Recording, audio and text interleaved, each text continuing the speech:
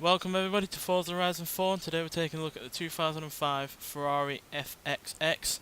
Now this is a high performance track only developmental prototype that was made between 2005 and 2007 with less than 40 produced, and yeah, this is based on the Enzo but has significant changes such as increased displacement, more power and more torque, less weight, improved gearbox, upgraded brakes, racing slicks and altered aerodynamics, all of which make this car far quicker to drive than the Enzo in terms of acceleration and top speed, and also a far better handling car as well, with less weight and racing slicks being the main reasons.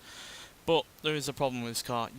Not only does it cost £2 million to buy, but you don't technically own it. It's more of like a one-off payment for a rental, as yeah, you can only use this on special track days that have to be approved by Ferrari, as they will come down to the track with the car and, you know, maintain it, take you through it, keep it running on the track, etc., and then they will take it away from you and take it back to the factory where it will be maintained there. And yeah, that is a little bit problematic when you're spending not only that amount of money, but it's also a car that you want to drive, and if it's only on special track days that Ferrari are approving, then that ain't all that great, quite frankly. And then there's the fact that it's not the best looking car ever. Now obviously that's because it's made, to be producing the most amount of downforce possible, so it's more of a car that's technically a car that it's a car that looks in terms of technicals, not in terms of passion or style or trying to impress anybody. And yeah, but nonetheless, that does result in a car that is supremely quick.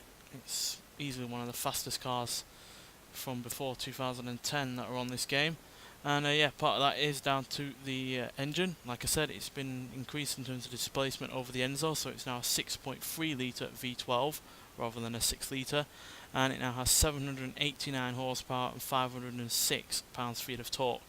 So that's about 139 horsepower more than the standard car, and I think 22 pounds-feet of torque more. So that's quite a lot, especially when you consider that this car only weighs now 2,731 pounds, which is about 300 pounds less than the standard Enzo. So yeah, far more power, less weight, and all those handling upgrades sure make for a quick car. So let's see how quick by getting out onto the open road. One thing I do like about this car though is that the exhausts are where the rear lights used to be, which is, pretty cool feature. And obviously it's immensely quick. It handles like very little else out there, which is all respectful, quite frankly. I certainly respect this in terms of engineering and what it can do, especially in comparison to other cars. But it just doesn't feel all that special to me.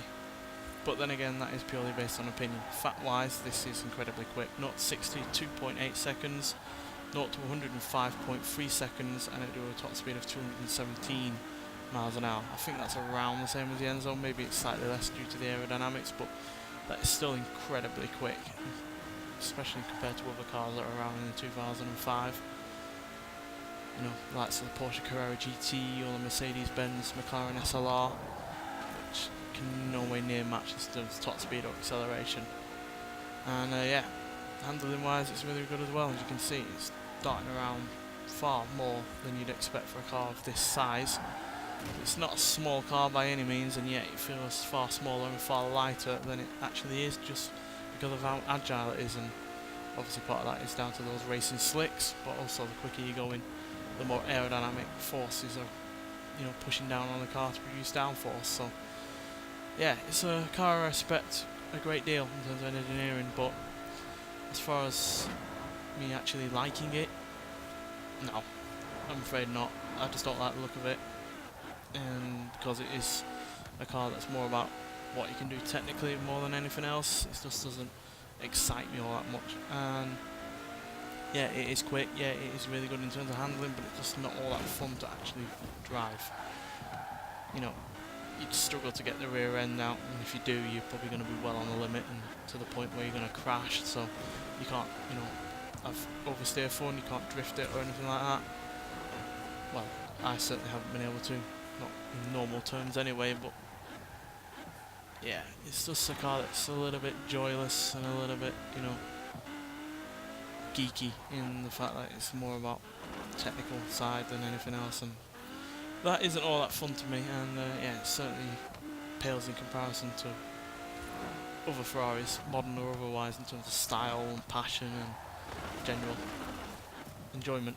So yeah, this is a weird one really, because like I said, I do respect it in terms of engineering, but it's certainly more of a car that is more at home on a track than on the open roads like here, so quite frankly I think it's a weird choice to be on this game. It would be more suitable for a Forza Motorsport game, quite frankly. But nonetheless, it is a quick car, it is fast in terms of top speed, it does handle really rather well, and if you're after a car that is quite easy to drive, but also really rather quick, then you're not going to find much better than this, quite frankly. Nonetheless, thanks for watching, and I'll see you in the next one. Bye.